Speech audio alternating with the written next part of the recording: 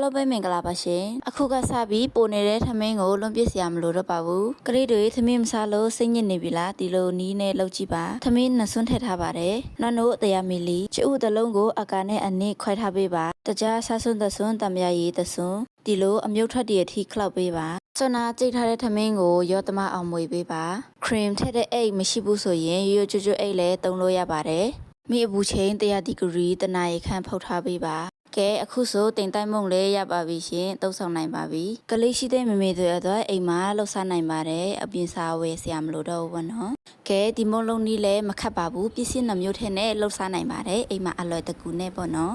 ကျွတ်လေးနဲ့မာလဲမဖဲနဲ့အရင်စားလို့ကောင်းပါတယ်